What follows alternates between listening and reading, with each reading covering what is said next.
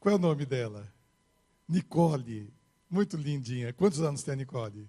3 aninhos. Deus seja louvado. Boa noite, amigos. Prazer em vê-los.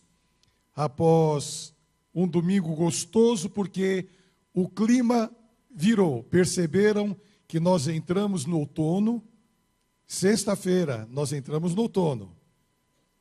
E a noite está mais gostosa. Eu vejo alguns até aqui com blusa.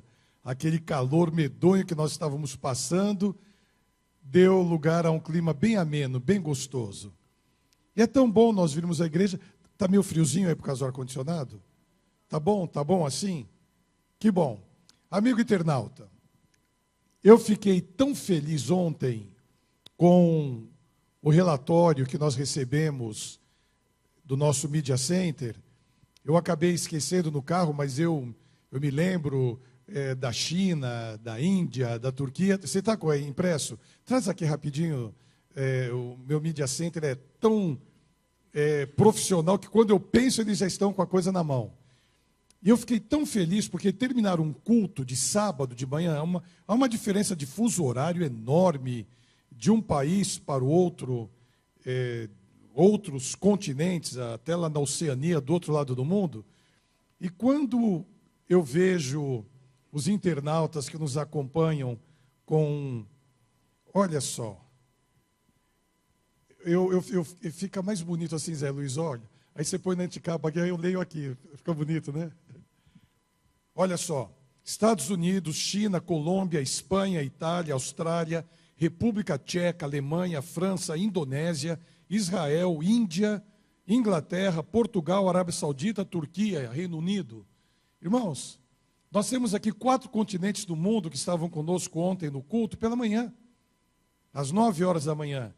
E solta aí na tela esse mapa que você colocou da abrangência desses países que estavam conosco.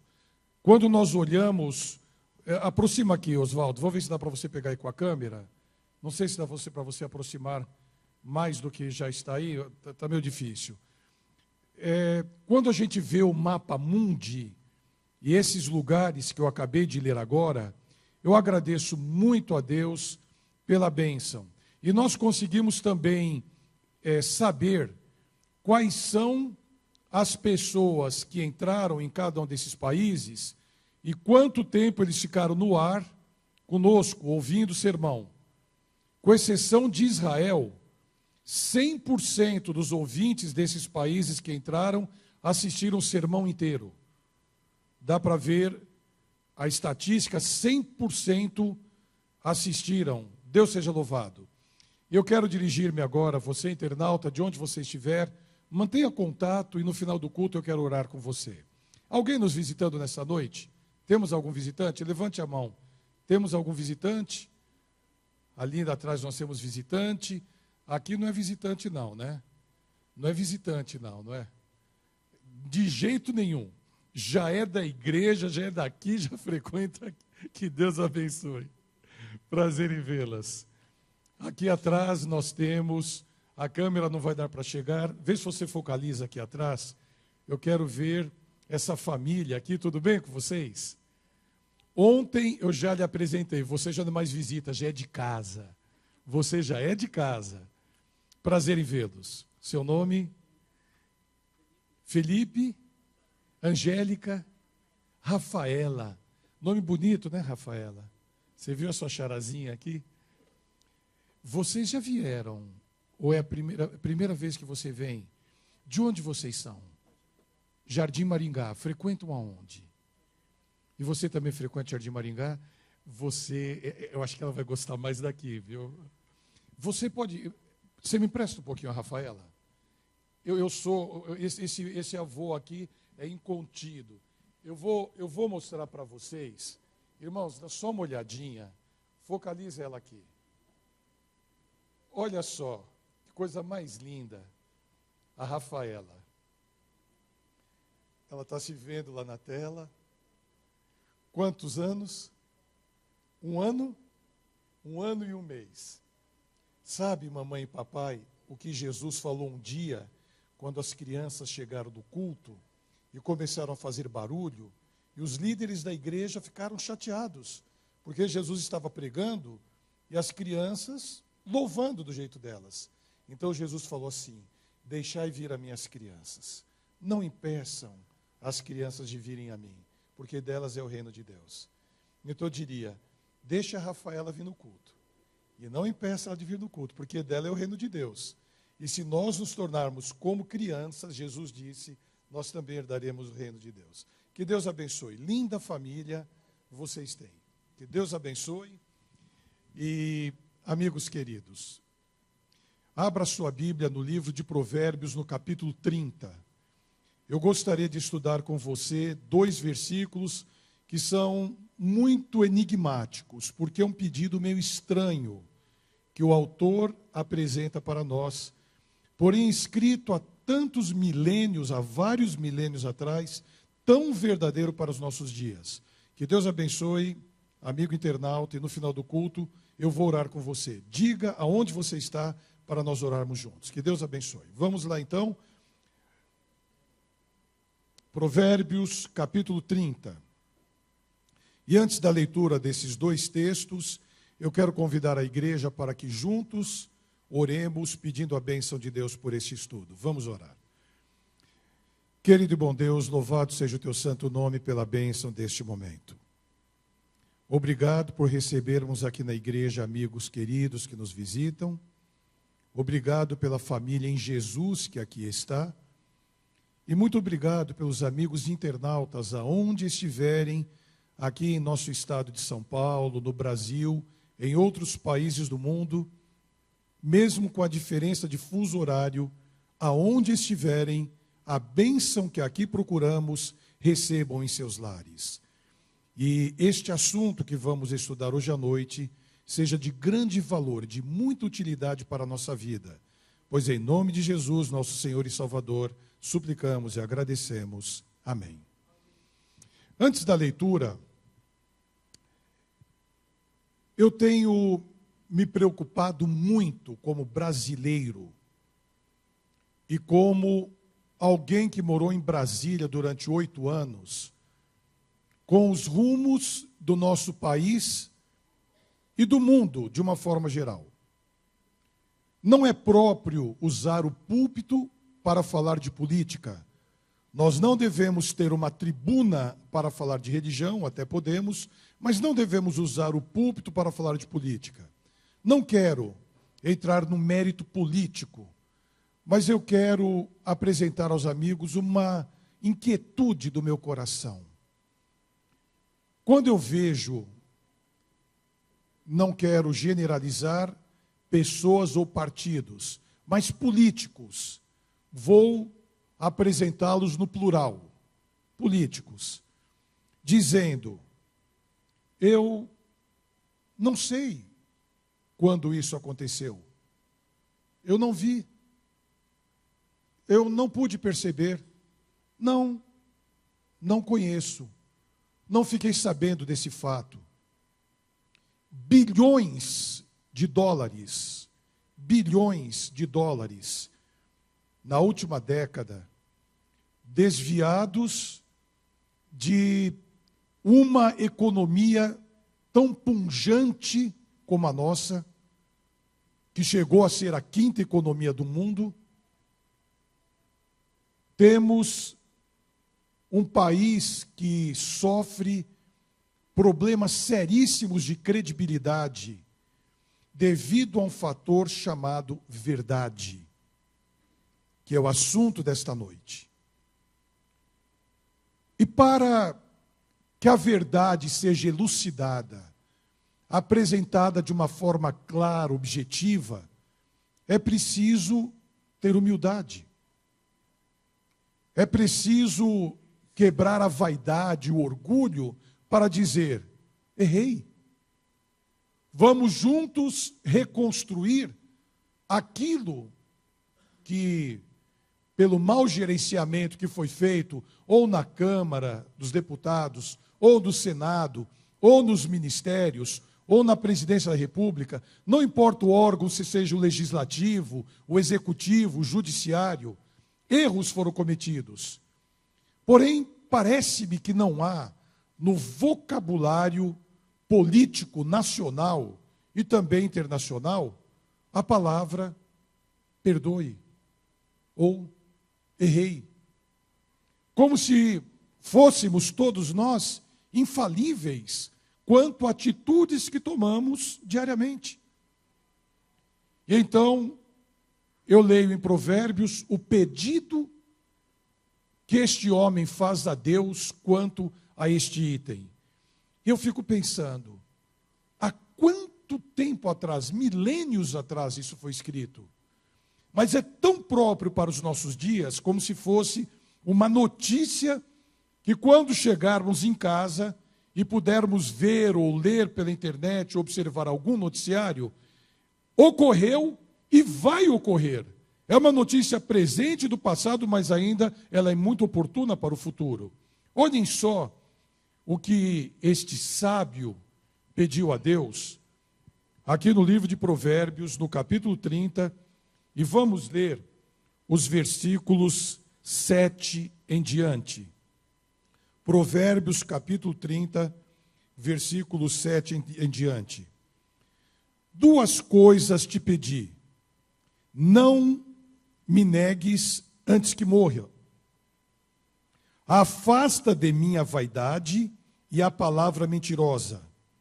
Primeira coisa, vejam bem, o autor está dizendo, Senhor Deus, antes que eu morra, eu tenho 2 pedidos para lhe fazer.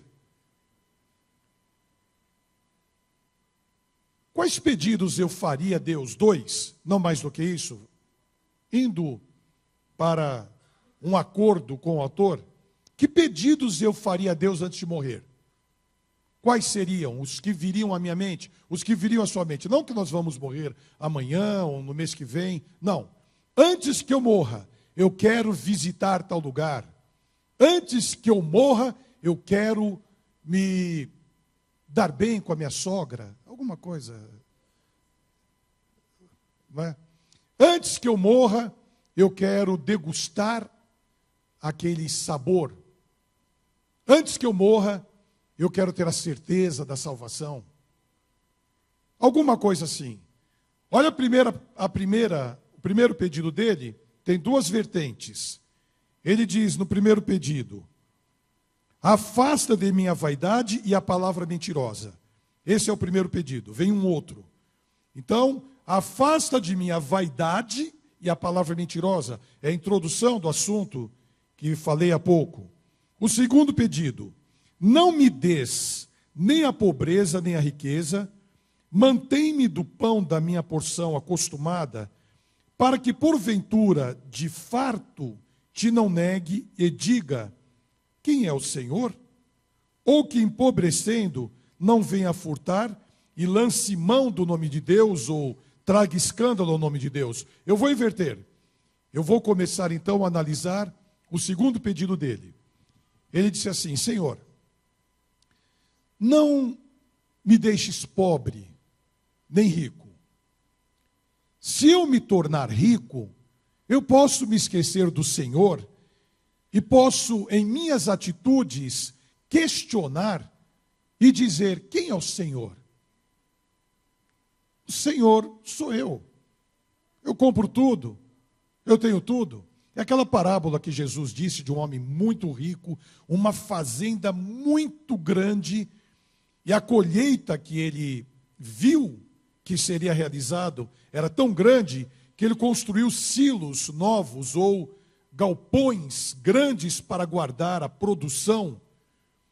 E quando ele fez aquela grande colheita, encheu aqueles silos ou aqueles galpões com o que ele havia colhido, ele assentou-se naquela mansão da sua fazenda e disse, agora meu coração, alegra-te, folga com tudo isso, olha só como eu sou rico, olha como eu sou bom. E Jesus disse, louco, nessa noite se você morrer, para quem vai ficar tudo isso? Então, aqui em Provérbios diz o autor, eu não quero ser rico, pois eu posso me esquecer do Senhor, do Deus da provisão que tudo dá, e dizer: quem é o Senhor? Quem é Deus?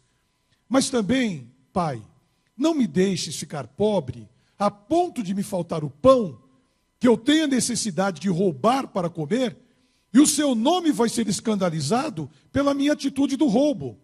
Então não me deixes rico, nem me deixes pobre, mas mantém-me, bom Deus, com o necessário de cada dia, para que não me falte o pão. Irmãos queridos, ninguém que está aqui agora pode ter passado necessidades em um período anterior desse momento que estamos aqui agora. Mas ninguém que está aqui nesta noite vai chegar ao sair aqui da igreja e não ter onde dormir,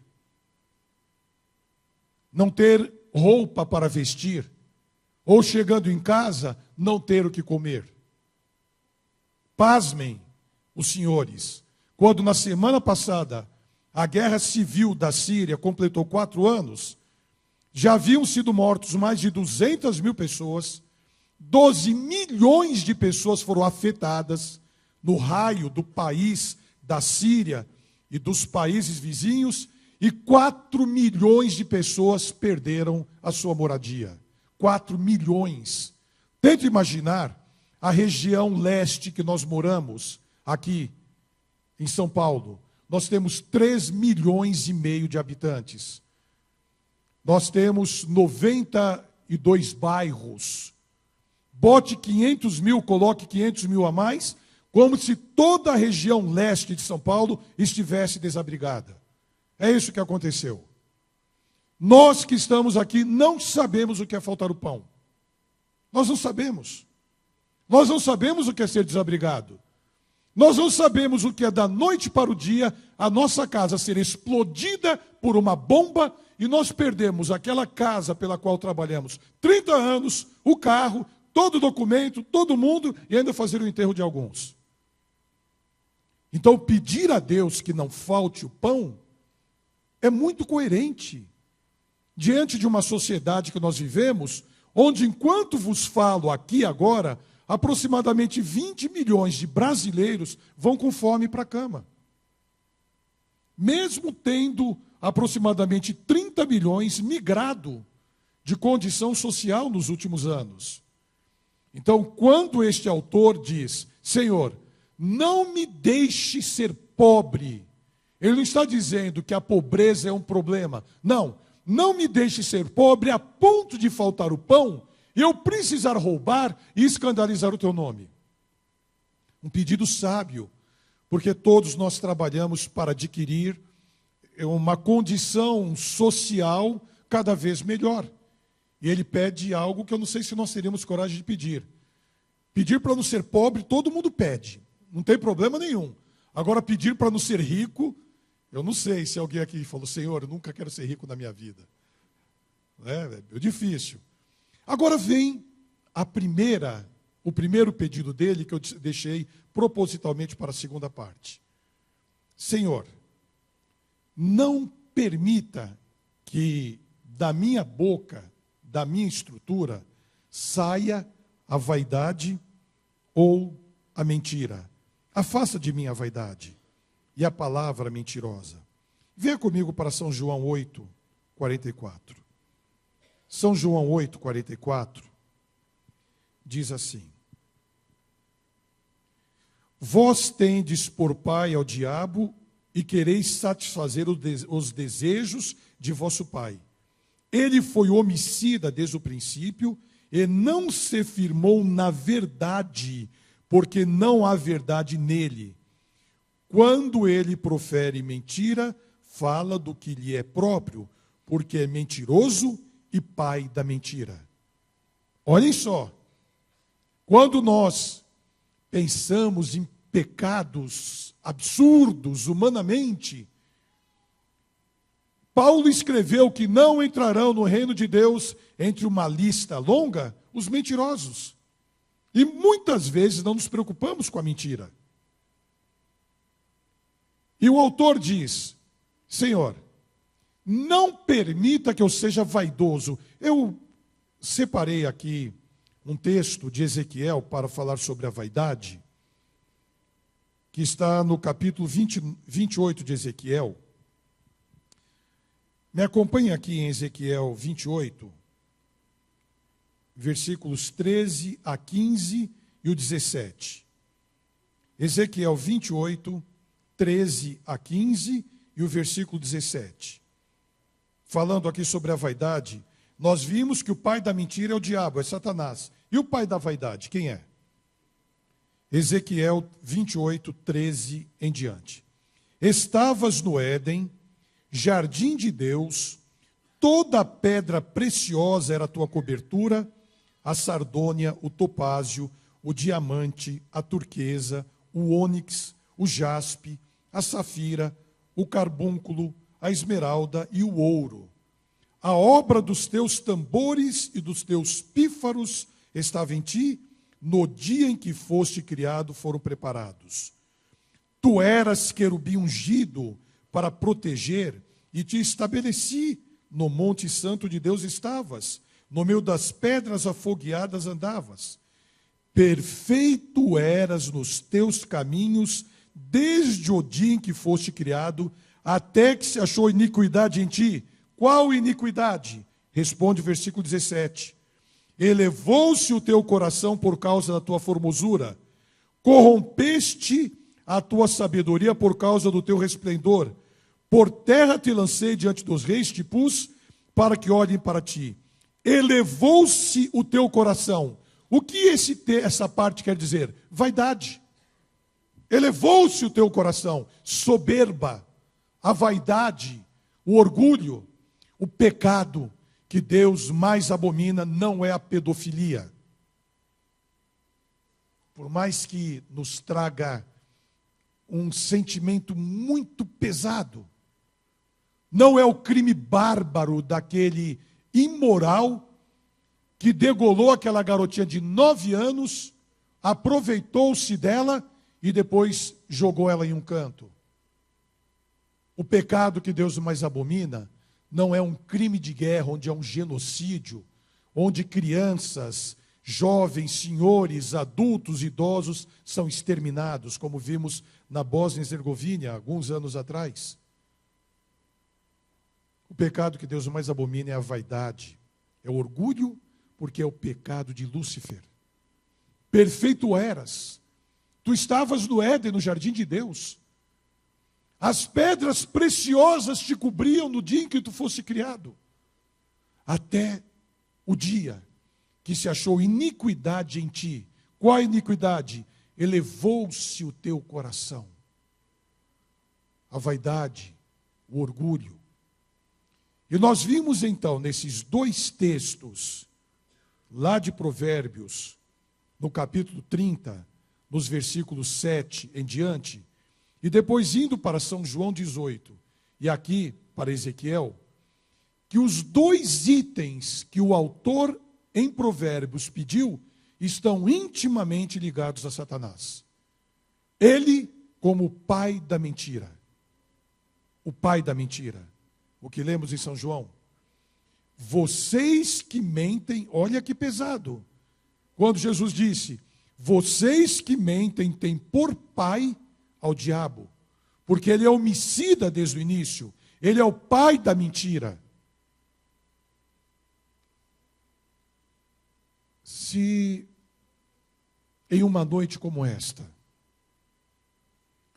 eu pudesse trazer à minha mente e contar para os irmãos somente histórias lindas e verdadeiras, como muito poderia agora dizer, nós sairíamos daqui muito felizes, mas eu quero alertar-vos com histórias opostas, da mentira, por exemplo. Eu estava no meu último ano de teologia, e junto com alguns amigos saímos em um dia à tarde e fomos até o centro da cidade. Estávamos em 4, todos adultos e pelo menos 2 deles casados já com filhos. Nós chegamos em uma região de São Paulo, onde havia uma loja vendendo carros usados, e eles viram ali um Maverick. Imagine que na década de 70, Maverick era um carro bom. Não é? Quem lembra do Maverick aqui? Olha, não quero dizer que vocês sejam velhos, mas é um carro antigo. Os dois alunos e amigos juntaram o dinheiro deles dois e compraram o Maverick.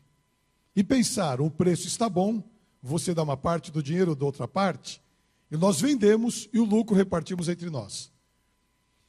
Saímos aqui do centro de São Paulo e passamos em uma oficina em Santo Amaro, onde eu havia deixado um carro que estava sob a minha responsabilidade para arrumar.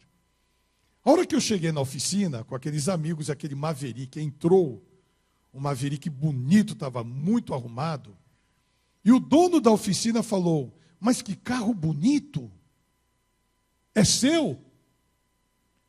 E o fulano X disse assim, rapaz, esse carro está com a minha família há muitos anos. Esse carro tem procedência. A hora que ele falou aquilo, eu olhei para ele e achei que ele estava brincando. Achei que era brincadeira. E ele disse, esse rasgadinho que você está vendo aqui no banco, meu filho que outro dia pulou aí, desse rasgadinho, mas é coisa simples, a procedência desse carro é a melhor que tem. Eu fiquei olhando para ele, eu fui pego com tamanha surpresa que eu não tive reação. Eu não tive reação. Ele estava vendendo com um lucro interessante o carro que ele havia comprado não mais que 3 horas atrás. E ele fez um histórico do carro tão bonito que se eu não tivesse visto ele comprar, eu compraria. Ele durou pouco tempo no ministério. Ele durou pouco tempo no ministério. Há pessoas que desenvolveram de tal forma o hábito de mentir, que creem sinceramente, acreditam sinceramente que aquela mentira que estão falando é verdade. A pessoa acredita. Não é que a pessoa mente com cara deslavada, usando um termo vulgar. Com a cara deslavada. Não. Ele não está com a cara deslavada. Ele está falando com sinceridade uma mentira. Porque tornou-se mentiroso, porque o pai dele não é Deus. O Senhor e autor da verdade. O pai dele é Satanás. E a pessoa desenvolve aquilo, eu disse ontem à tarde aqui no culto JA, sobre a repetição reincidente cria um hábito. Quando você repete muitas vezes a mesma coisa, você cria um hábito. Você nem percebe. O meu pai, antes de falecer, ele morou comigo em casa 3 anos, quando, no dia que eu enterrei a minha mãe, eu levei o meu pai para morar comigo. E o meu pai, ele tinha que comer e almoçar ao meio-dia. Ele tinha que almoçar ao meio-dia, ele desenvolveu um hábito. Papai, o senhor está com fome? Nem se ele estivesse com fome, ele tinha que almoçar meio-dia. Desenvolveu um hábito. Não é errado. Há pessoas que desenvolvem o hábito de fazer o culto e a meditação com Deus quando levantam. O hábito de ter a comunhão com Deus quando vão dormir. O hábito de serem honestos, verdadeiros. Desenvolveram um bom hábito. O mentiroso também desenvolveu o hábito da mentira e ele não consegue, em meio à verdade, falar pequenas mentiras ou total mentira. Quando o autor do livro de Hebreus, ou desse capítulo de Hebreus, que é Agur, no capítulo 30, não é Salomão, é Agur que escreveu isso aí, quando ele diz, Senhor, antes de eu morrer, me dê 2 coisas. Eu não quero morrer sem ter 2 coisas. Que eu não fale mentira e que eu não tenha vaidade no meu coração. Que eu não tenha vaidade. E amigos queridos, é muito difícil não sermos vaidosos e mentirosos. Pastor, dizem alguns, eu não minto. mas em algumas ocasiões omite a verdade. O sujeito que está com a arma, ele puxa o gatilho e mata. Ele vai preso por homicídio. O sujeito que está do lado dele, que não matou, que não puxou o gatilho, vai preso por cumplicidade. Quando eu sou cúmplice de uma mentira e omito a verdade, torno-me mentiroso. Você viu o que aconteceu ali? Como? Você viu? E dá uma de Miguelão. Não responde. Não diz que viu ou que não viu. Muda o assunto. Faz como os judeus. Responde a pergunta com outra pergunta. É uma sabedoria extraordinária. Quando você, marido, não quer que a sua esposa fale, descubra alguma coisa, não minta. Não minta. Mas se você responder com outra pergunta, meu amor, você estava agora no Parque Dom Pedro, a hora que caiu aquele temporal, você estava lá? Que coisa, você também pegou a chuva? Sim, eu também peguei a chuva. Mas você estava lá? Você imagina só, aquele aguaceiro que me atingiu, você passou por ele também? E vai indo uma pergunta em cima da outra e não responde. E quando nós omitimos a verdade, eu vou mudar o que eu falei, porque está gravado e não vai ser certo. Então, maridos, não façam isso. Não façam isso. Uma pergunta contra pergunta. Não é certo. Deixa eu voltar aqui ao que eu falei. Não é certo. Não façam isso. Quando nós omitimos a verdade, nós estamos mentindo. Já pensaram nisso alguma vez? Outra questão, a pessoa chega e fala, você não imagina o orgulho que eu tenho da minha humildade. Já é vaidoso. Já é vaidoso. Eu me orgulho de ser humilde. Eu me orgulho de ser simples. Eu me orgulho de isso. Eu me orgulho... Não. Isso é vaidade. E é muito fácil sermos vaidosos. Eu não estou falando da vaidade, o termo que o autor aqui está usando, e que ele pediu a Deus que afastasse a vaidade, é porque ele era vaidoso. Afastar quer dizer, eu tenho a vaidade, afasta. Não está falando aqui da vaidade de você ficar se olhando no espelho, se achar bonito ou bonita, a roupa. Pode ser a vaidade intelectual. Pode ser a vaidade da religião. Já pensaram que nós, como cristãos adventistas do sétimo dia, podemos ser vaidosos da doutrina e da teologia que nós temos? Esse aí não sabe nada. O que é isso? Olha só que besteira está falando. Nos orgulharmos em nome de Deus.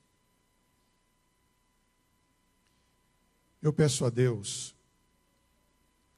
nesta noite, que com a misericórdia de Deus, um pecador como eu, tenha a graça dos céus de ter esses dois pedidos na minha vida e poder eu transmitir à minha igreja. Então, eu como pastor e a minha igreja pedirmos a Deus o mesmo que pediu o autor.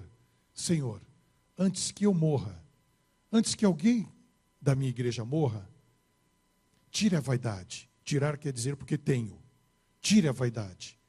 Não permita que os meus lábios e da minha igreja falem ou falemos palavras mentirosas. Senhor, dê o necessário para eu poder viver. Dê a bênção para eu não roubar para ter algo do sustento, ou não ser tão vaidoso com os bens que eu me esqueça de Ti.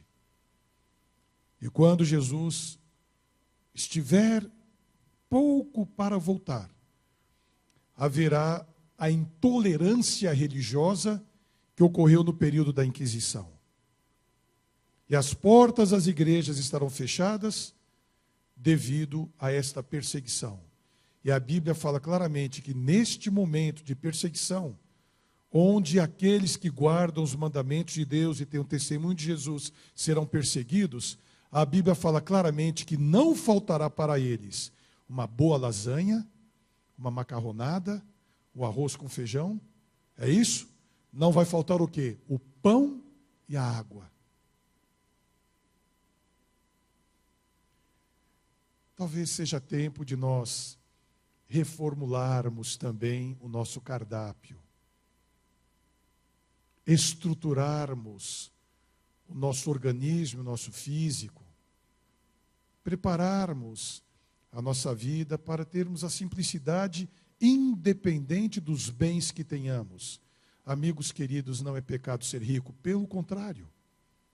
Antes da volta de Jesus, Deus tocará no coração de pessoas ricas que desenvolverão projetos milionários em prol da causa de Deus para apressar a volta de Jesus. Pessoas ricas darão os seus bens para apressar a volta de Jesus, como Nicodemos, que era um homem rico, e quando Jesus morreu, aquele homem deu todos os seus bens, ficou pobre dos bens deste mundo e rico na estrutura espiritual. Que Deus abençoe a nossa igreja ao ouvirmos agora este hino que a Franciele vai cantar. E antes da oração final, que Deus nos dê a bênção de pensarmos e analisarmos. Eu minto. Eu sou vaidoso. Eu quero ter mais do que eu posso ter, ou estou muito triste com aquilo que eu tenho.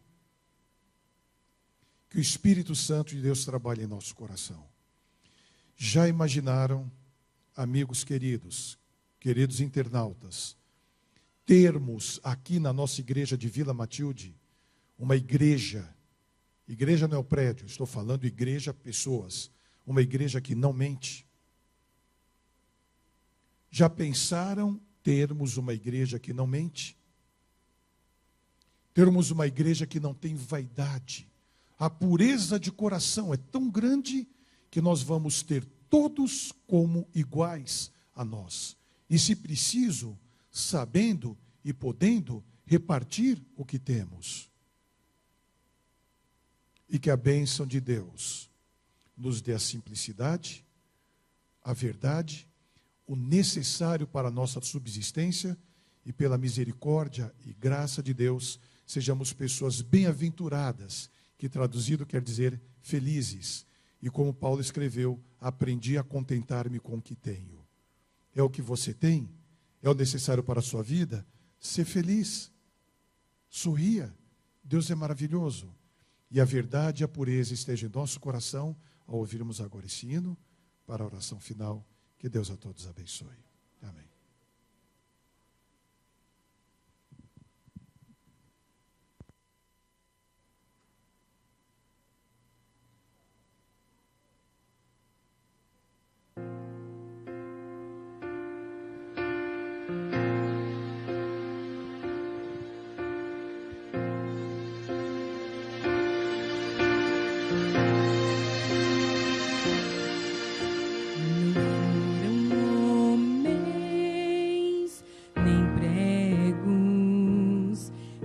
Prenderam meu Jesus na cruz, não por soldados nem forças, que ele se entregou, foi olhando para mim que ele caminhou em frente, esquecendo sua dor, a morte suportou. Ainda posso ver seus olhos de amor, foi tanta compaixão, não posso descrever. Eu sei que ele podia daquela cruz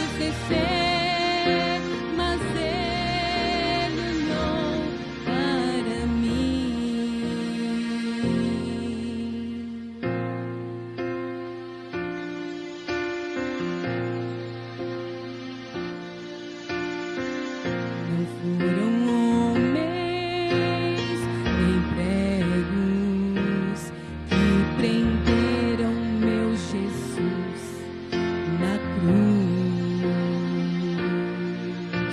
Não por soldados nem forças que ele se entregou. Foi olhando para mim e ele caminhou em frente, esquecendo sua dor. A morte suportou.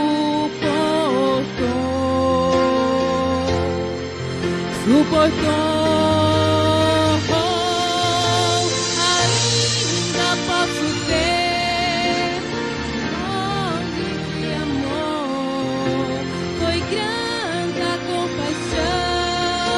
Não posso descrever. Eu sei que ele podia daquela cruz descer, mas ele olhou para mim.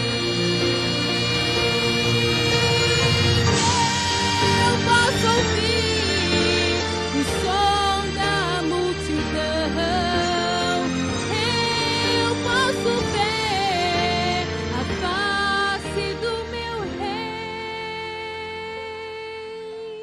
Ainda posso ver seus olhos de amor. Foi tanta compaixão, não posso descrever. Eu sei que ele podia daquela cruz descer, mas ele olhou para mim. Mas ele olhou para mim.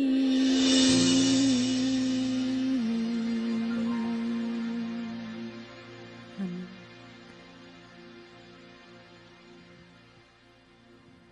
Amém. Que esse olhar maravilhoso de Jesus nos dê a bênção do perdão. Se mentimos, se fomos vaidosos e perdoados, nós teremos a bênção maravilhosa que tanto precisamos para a nossa vida. E antes da oração, Deus seja louvado por amigos queridos que estão nos assistindo, e eu fico impressionado quando, além dos equipamentos fixos nas residências, eu vejo que estão nos assistindo agora 14 pessoas pelo celular. Não sei onde estão em trânsito, mas estão nos assistindo pelo celular, fora os tablets, fora os outros equipamentos. E mais uma vez o irmão Walter, lá de Salvador, na Bahia, ele disse que ele tem agora a nossa igreja como a segunda igreja dele. Ele assiste o culto lá às 7 horas, vai correndo para casa e assiste aqui o culto com a gente. O irmão Walter, então, ele está pedindo oração pelo seu irmão Cláudio, que fez uma cirurgia para retirar um câncer na bexiga. Oremos para que Deus possa abençoar também o seu trabalho. O Heraldo da Penha sempre está conosco, pede orações pelo amigo Cleiton, que está hospitalizado. O irmão Enoque e o Reginaldo mandam um abraço, uma boa noite para a igreja. São amigos nossos que estão nos assistindo, bem como muitas famílias da igreja que mataram o culto e estão assistindo lá em casa, bem pertinho aqui da igreja. Que Deus abençoe, não vou amaldiçoar ninguém, não. É bom assistir em casa, se não vieram aqui, assistam aí em casa. E o Sérgio está dizendo, sou do Paraná, e mandou um abraço. E nós temos aqui amigos de vários lugares do Brasil e várias cidades do exterior que estão na China, nos Estados Unidos, no Japão, na Colômbia, no Kuwait e em Singapura. Eu fico impressionado quando eu vejo, como ontem, esses países lá